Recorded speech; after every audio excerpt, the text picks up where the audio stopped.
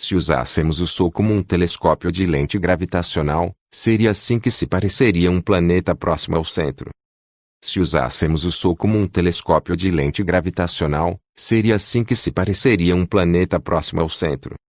Mago de uma Terra simulada, com resolução de 1024 × 1024 pixels, a distância de Proxima Centauri, a 1,3 pc, conforme projetado pelo SGL para um plano de imagem a 650 UA do Sol. Crédito, TOTH.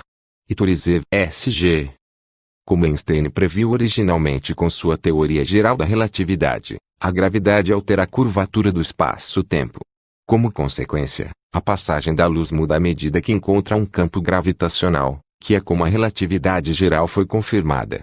Por décadas, os astrônomos têm aproveitado isso para conduzir o Gravitational Lensing, GL, onde uma fonte distante é focalizada e amplificada por um objeto massivo em primeiro plano. Em a recente estudo, Two Theoretical Physicists Architected some Colloquial Used Somewhat to Create a Solar Gravitational Lens, SGL. This Powerful Telescope, TEAG, will provide an outlet amplification to allow for direct imaging studies of nearby exoplanets. This could allow astronomers to determine if planets like Proxima b are potentially habitable long before send missions to study them. This study, which recently appeared online and is being considered for publication in the journal Physical Review was conducted by theoretical physicist Victor Toth and Lavage Iturizov. A physicist at NASA JPL was also the principal investigator PI of the 2020 NIAC PASE terceiro study, titled Direct Multipixel Imaging and Spectroscopy of an Exoplanet with a Solar Gravitational Lens Mission. Einstein rings captured by the Hubble Space Telescope during its lifetime. Credit, NASA/ESA/.Bolton, KFA/Slackstein. In addition to enabling all kinds of profound astrophysical research, gravitational lensing has also resulted in some of the most spectacular images of the universe ever taken. These include what are known as Einstein rings, which is what light from a distant object can sometimes look like once it encounters a gravitational field between it and the observer. Depending on the alignment between the observer, the source, and the lens, light from the source can also appear as an arc, a cross, or another shape. William E. Massive Body might be used as a gravitational lens. This is an advantageous position for GL astronomy. For starters, it is the most massive body in the solar system, making it the most powerful lens available. Em segundo lugar, a região focal de suas lentes começa a uma distância de 550 UAs do Sol, que é uma distância realista para uma missão futura alcançar. A região focal do próximo maior objeto, Júpiter, começa a uma distância de mais de 2.400 UAs. Em suma, os astrônomos poderiam projetar um alinhamento adequado com o Sol para criar um SGL e usá-lo para observações astronômicas, como dar uma boa olhada em exoplanetas próximos. Imagem direta é um método especialmente promissor quando se trata de caracterização de exoplanetas, que estudos futuros de exoplanetas se concentrarão como nunca antes, em oposição à detecção de exoplanetas. Ao examinar a luz refletida diretamente da atmosfera ou superfície de um planeta, os astrônomos podem obter espectros que indicam do que a atmosfera de um planeta é composta e talvez até mesmo detectar sinais de vegetação na superfície. Diagrama de um SGL em ação. Usando o campo gravitacional do Sol como uma lente, as missões futuras poderiam capturar imagens de alta resolução de exoplanetas e os outros objetos celestes. Crédito, TOTH, VT e Iturizov, SG. Este método é complicado, no entanto, já que os telescópios atuais não têm a resolução necessária para obter imagens diretas de planetas menores que orbitam mais perto de suas estrelas, que é onde os planetas rochosos são encontrados. Daí porque a grande maioria dos exoplanetas com imagens diretas são gigantes gasosos, normalmente com órbitas de longo período. Como Iturizov disse à University Today por e-mail. Para observar diretamente e criar imagens de um exoplaneta, precisamos ter acesso a telescópios muito grandes. Assim, se quisermos ver nossa própria Terra em apenas um pixel a uma distância de 100 anos-luz, precisamos de um telescópio com 90 km de diâmetro. Os próximos maiores telescópios a serem construídos no solo, European Extremely Large Telescope, e para ir ao espaço, James Webb Space Telescope, tem 39 metros e 6,5 metros, respectivamente. Os conceitos que estão a ser considerados como substitutos para estas magníficas máquinas, Lavour e ABX, são 16 ou 24 metros. Com base nessa tendência, argumenta Turizev, ninguém que está vivo hoje verá como é um mundo estranho de perto em sua vida, nem seus filhos e netos. Com SGL, observações de exoplanetas próximos, como Proxima b e C ou 7 planetas rochosos que orbitam Trappist-1, podem ser feitas até meados deste século. De anúncios. Qual seria a aparência de uma Terra simulada à distância de Proxima Centauri, 4,24 Li, quando projetada pelo SGL? Crédito, TOT, VT e Turizev, SG.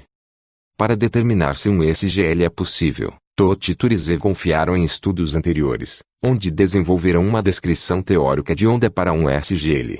No final, eles determinaram que era e até simularam com as imagens da Terra com uma resolução de 1024x1024 pixels, mostradas acima, pareceriam convolvidas e com ruído gaussiano adicionado, à esquerda, e depois que a deconvolução ocorresse, à direita. Esta é a aparência da Terra se estivesse à mesma distância que Proxima Centauri, 4,24 anos-luz, e fotografada por um telescópio posicionado a 650 UA do Sol, e usando-o como uma lente. Se você olhar de perto, poderá ver a cobertura de nuvens e o contraste entre as massas de terra, neste caso, Estados Unidos, Baja Califórnia, México. TOT e Turizev estimam que o tempo total de exposição necessário para essa quantidade de detalhes seria de cerca de um ano. Claro, a equipe também identificou vários desafios que precisariam ser superados primeiro. A distância da região focal é o problema mais significativo, que está localizada a aproximadamente 82,28 bilhões de quilômetros, 51 bilhões de milhas, da Terra. Isso é cerca de 4 vezes a distância entre a Terra e a sonda Voyager 1, que detém o recorde de ser a missão mais distante já percorrida, 150 UA, 22,44 bilhões de quilômetros, 13,94 bilhões de milhas, em 2020. Em segundo lugar, eles descobriram que a lente sofreria de aberrações esféricas e astigmatismo que precisariam ser corrigidos. Por último, o brilho intenso do Sol superaria naturalmente qualquer luz obtida de objetos distantes. Disse TOT. Essas observações necessariamente demoram muito. O telescópio vê um pixel de cada vez enquanto atravessa um plano de imagem de 1 km de largura na região focal, e para cada pixel, dados suficientes devem ser coletados para mitigar os efeitos de ruído, principalmente da corona solar, durante o qual o movimento do telescópio em relação à imagem deve ser conhecido com precisão. O próprio exoplaneta-alvo pode se mover, mudar na aparência, nuvens, vegetação, etc., e na iluminação. Alguns desses problemas podem ser tratados como ruído, alguns podem ser removidos por uma estratégia de reconstrução de imagem inteligente. Impressão artística do planeta Proxima b orbitando a estrela anã vermelha Proxima Centauri, a estrela mais próxima do Sistema Solar. Crédito, ExoM Conhecer. Felizmente, existem algumas soluções potenciais que TOT e Turizev recomendam. Por exemplo, seu estudo conceitual pede o uso de um telescópio com um espelho primário de 1 metro, 3,3 pés, embora um telescópio de 2 a 2,5 metros, 6,5 a 8 pés, também pudesse ser possível. Isso poderia ser alcançado, eles argumentam, com o envio de uma pequena frota de espaçonaves de imagem que poderiam combinar sua resolução para corrigir as aberrações. Para lidar com a interferência do Sol, um coronógrafo apropriadamente construído também precisará ser desenvolvido. Felizmente, TOT e Turizev estimam que, dada a distância focal do Sol, um coronógrafo que também tem cerca de 1 metro de diâmetro será suficiente. Muito parecido com a tecnologia para uma constelação de pequenas espaçonaves que se combinam para criar um telescópio espacial, isso terá que aguardar desenvolvimentos futuros.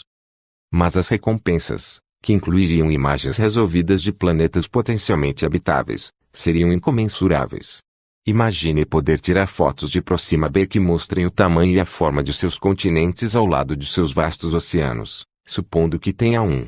E como seria incrível tirar imagens de Proxima c, um gigante gasoso que se acredita ter um sistema de anéis como o de Saturno.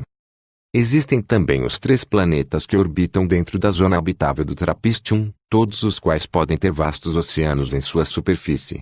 Há também os dados científicos extremamente valiosos que ganharíamos, que incluem espectroscopia que poderia revelar se a atmosfera de exoplanetas próximos contém ou não as assinaturas químicas que associamos à vida, também conhecidas como bioassinaturas. Ter um telescópio SGL dedicado também seria um acréscimo adequado aos muitos telescópios de próxima geração que se tornarão operacionais nos próximos anos. Isso inclui missões como o James Webb, JWST, e o telescópio espacial Nancy Grace Roman, que se basearão nas realizações do Hubble e do Kepler ao encontrar milhares de mais exoplanetas em sistemas estelares próximos. Da mesma forma, telescópios terrestres com óptica adaptativa e coronógrafos, como o Extremely Large Telescope ALT, do ESO e o Giant Magellan Telescope, GMT, permitirão estudos de imagem direta de planetas rochosos menores que orbitam mais perto de suas estrelas. Particularmente em torno de estrelas mais fracas do tipo M, anãs vermelhas, é aqui que se espera que os candidatos a planetas habitáveis sejam mais encontrados. No final, há poucas dúvidas de que um SGL seria um investimento valioso à medida que entramos em uma nova era da astronomia e astrobiologia que vai além da descoberta de exoplanetas para se concentrar na caracterização e na busca por vida extraterrestre. Como Turizer resumiu, nos próximos 10 a 15 anos iremos descobrir milhares de novos exoplanetas usando métodos indiretos, espectroscopia de trânsito, velocidade radial, astrometria, microlente, etc. Assim que tivermos um conjunto de alvos interessantes, o SGL nos ajudará a estudá-los. Poderíamos lançar uma missão em direção à região focal do SGL para um alvo específico e estudar este alvo pré-selecionado ou sistema de alvos. Não deixe de conferir este vídeo que explica o conceito de uma lente gravitacional solar e como ela pode revolucionar a astronomia como a conhecemos. Cortesia do ex-astrônomo da NASA Christian Reid e Launchpad Astronomy. Leitura adicional, arquivo. Eu espero que você gostou do vídeo. Deixe seu like e se inscreva-se ao nosso canal e ativar o sininho das notificações. Tchau.